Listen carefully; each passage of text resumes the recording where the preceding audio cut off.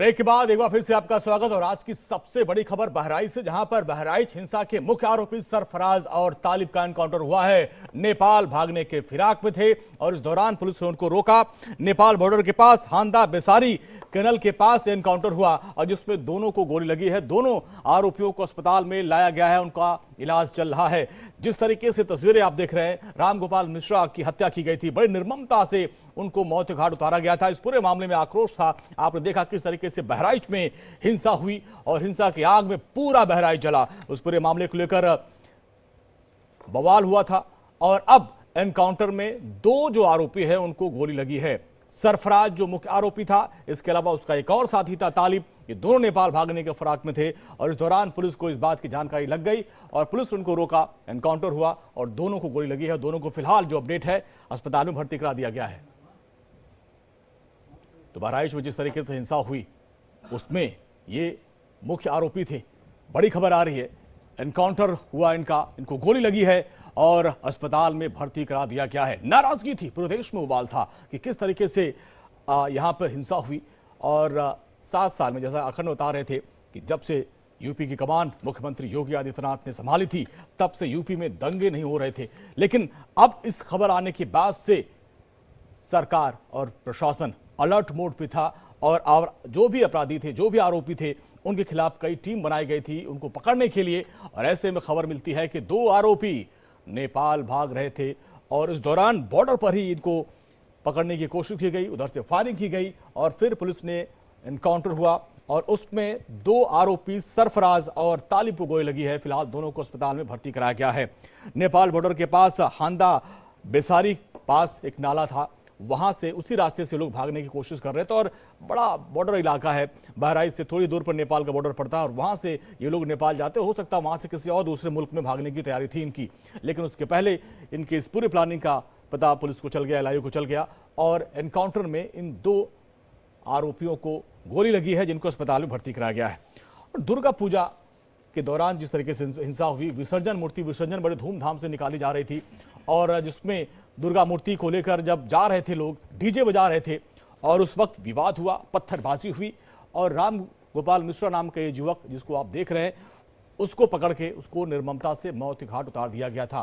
Postmortem report जब आई थी, वो रिपोर्ट इंडिया डेली ने आपको दिखाई थी, उसको देखकर हर किसी के रोंगटे खड़े हो गए कि राम गोपाल मिश्रा के साथ निर्दयतापूर्वक व्यवहार किया गया था। उसके अंगूठे से उसके नाखून निकाल लिए गए थे, गोलियां चलाई गई थी। इस पूरे मामले में एक्शन मोड में थी पुलिस और अब खबर आ रही है कि 2 आरोपियों का एनकाउंटर हुआ है, दोनों को गोली लगी है। दरअसल ये लोग देश छोड़ के भागना चाह रहे थे और एलआईयू को इस बात का खबर लग गई और नेपाल के बॉर्डर के पास से ही इनको पकड़ने की कोशिश की गई, लेकिन इन्होंने पुलिस टीम के ऊपर फायरिंग की और इधर से भी फायरिंग की गई, जिसमें दोनों को गोली लगी है और पुलिस की टीम इनको अस्पताल लेकर पहुंची है। ये सबसे बड़ी खबर बहराइच से जुड़ी आ रही है और जिस तरीके से बहराइच में बवाल हुआ था, उस बवाल के बाद से पूरे देश में सवाल उठने लगा था कि आखिर ऐसा क्यों हो रहा है।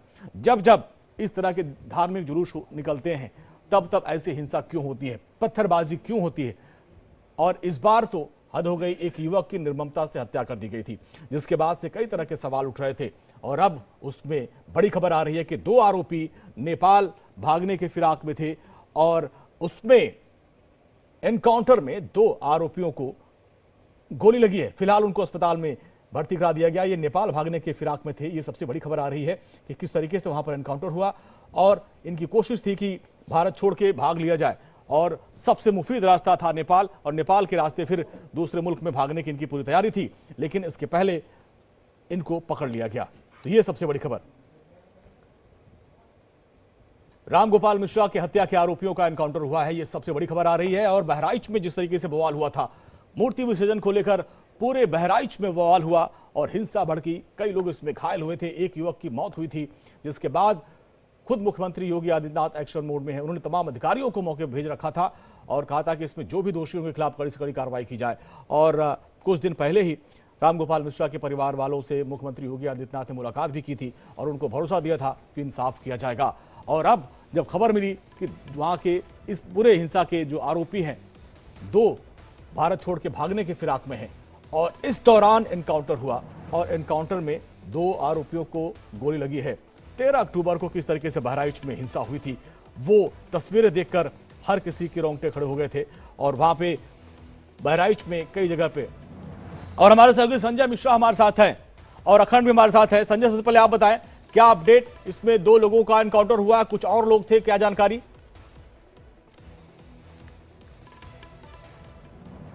संजय, अखंड हमारे साथ बने हुए हैं।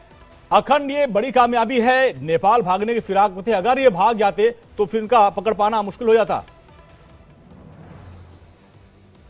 अखंड, अगर ये भागने में कामयाब हो जाते तो निश्चित तौर पर जब सीमा के बाहर चले जाएंगे, प्रदेश और देश की सीमा से बाहर चले जाते हैं, तो निश्चित तौर पर वहाँ पे जब भारत का कानून, भारत की पुलिस वहाँ पे काम नहीं करती, तो निश्चित तौर पर उनके लिए आज़ादी थी। और ये निश्चित तौर पर पुलिस डिपार्टमेंट के लिए बहुत बड़ा सेटबैक होता कि वो भारत की सीमा को क्रॉस कर गए और इतने बड़े वारदात, इतने बड़े बवाल के जो मुख्य अभियुक्त हैं वो अगर गायब होते हैं, ऐसे मामलों से अगर गायब हो जाते हैं तो पुलिसिया इकबाल पे सवाल खड़ा हो जाता। तो ये एक बड़ी कामयाबी ज़रूर कही जाएगी पुलिस की कि जिसमें सरफराज जो कि नामजद था और तालिब जो कि उसके साथ था, तो इन दोनों को जो गोली लगी है या उनको रोकने की कोशिश में जो एनकाउंटर हुआ है, उस एनकाउंटर में जिस तरीके से गोली लगी, हालांकि बताया यह भी जा रहा है कि सरफराज की मौत हो गई है और तालिब के पैर में गोली लगी है।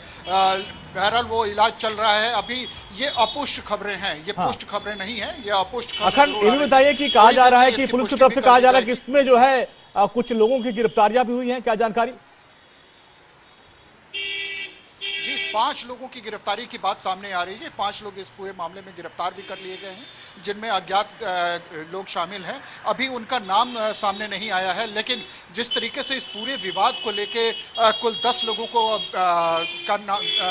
7 उसमें 6 उसमें नामजद थे और बाकी लोगों को उसमें रखा गया है, अज्ञात में रखा गया है। तो उन सबकी तलाश जरूर की जा रही है। हाँ। एक की गिरफ्तारी पहले हो चुकी थी और उसके अलावा जो मुख्य अभियुक्त सलमान है, हमीद है, ये कुछ नाम ऐसे हैं जो अभी भी फरार बताए जा रहे हैं। उनमें से सरफराज एक नामजद ऐसा था जिसको आज पुलिस एनकाउंटर में जिसको गोली लगी है। हाँ। बताया जा रहा है कि उसकी मौत हो गई है, लेकिन ये अभी खबर पूरी तरीके से ये आधिकारिक तौर पर इसकी पुष्टि नहीं हो पाई है। हाँ बिल्कुल, कंचन भी हमारे साथ है न्यूज रूम से। कंचन, देखिए एक बड़ी कामयाबी है क्योंकि ये दोनों नेपाल भागने की फिराक में थे, बॉर्डर का इलाका पड़ता है और बड़े आसानी से वो लोग भागने की फिराक में थे, लेकिन एनकाउंटर हो गया है। खबर है कि कुछ और लोगों को, करीब 5 लोगों को गिरफ्तार भी किया गया इसमें से।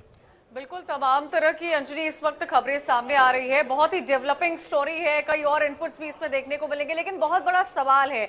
सवाल इस बात पर खड़ा हो रहा है क्योंकि देखिए 5-6 दिन का वक्त हो चुका था, लगातार तलाश जारी थी। कल भी गोली मारने का जो वीडियो था जो सामने आया था, हमने भी अपने दर्शकों को दिखाया था, वो कई सारे सवाल खड़े करता है। इन सब के बीच में ये खबर कहीं ना कहीं दिखाती है कि पुलिस ने कितने तेजी के साथ एक्शन लेते हुए ये बड़ा काम किया है। लगातार हिंसा को लेकर कई तरह की तस्वीरें, कई तरह के वीडियोस अपडेट आ रहे थे।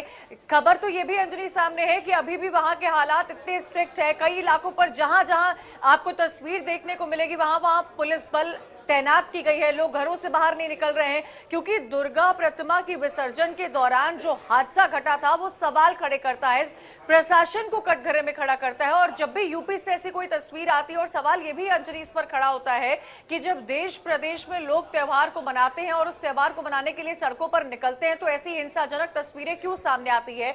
हिंसा इस कदर बढ़ जाती है कि लोग गोली का तक इस्तेमाल करते हैं। ये वो तमाम विषय है जिस पर मंथन हो ही रहा था और इन सब के बीच में ये बड़ा अपडेट सामने आ रहा है। सरफराज को लेकर सामने आ रहा है, तालिब को लेकर सामने आ रहा है। सरकार का एक्शन कहीं ना कहीं दिखा रहा है। बहुत बड़ी चूक हो जाती है अंजलि अगर वो नेपाल पहुंचने में कामयाब होते, लेकिन नेपाल जाने से पहले ही उनको पकड़ा गया है। काफी लंबे समय से स्ट्रैटेजी बनाई जा रही थी और इधर उधर छुपने की कोशिश तो लगातार की ही जा रही थी, लेकिन वो सारी कोशिशें नाकाम हुई है। बड़ा एक्शन यहां पर लिया गया है पुलिस की तरफ से। अलग अलग तरह से वीडियो और डिजिटल ट्रेसिंग की जा रही थी। डिजिटल ट्रेसिंग के जरिए ये लगातार पता लगाने की कोशिश की जा रही थी अंजलि कि ये जो तमाम लोग हैं, जिन आरोपियों का आप भी नाम ले रहे हैं कि और भी लोग पकड़े जा रहे हैं, डिजिटली उनको ट्रेस किया जा रहा है कि कब किसका चेक इन लास्ट टाइम कब कहां हुआ था। अंजलि, अखंड हमारे साथ बने हुए हैं। अखंड, आप हमारे साथ हैं? अखंड, एडीजी अमिताभ यश कह रहे हैं कि 5 लोगों को भी इसमें गिरफ्तार किया गया है। क्या ये सारे मिलके भागने की फिराक में थे, नेपाल बॉर्डर को पार करना चाह रहे थे? इस बारे में क्या जानकारी मिल पा रही है?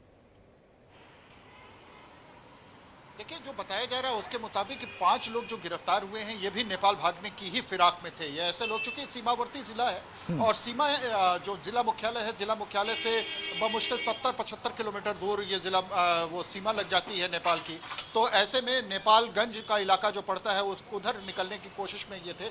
इस फिराक में ही ये कोशिश कर रहे थे और 5 लोगों की गिरफ्तारी होने की बात इसमें सामने आ रही है।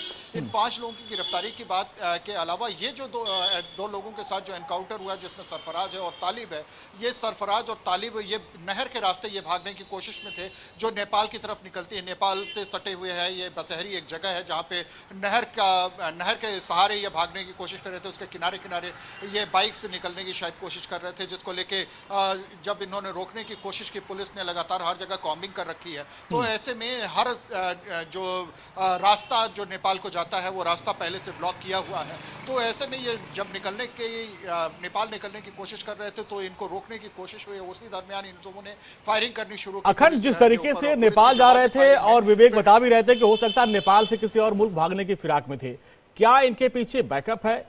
कुछ लोग ऐसे हैं जो उनको सपोर्ट कर रहे हैं यहां से निकालने में?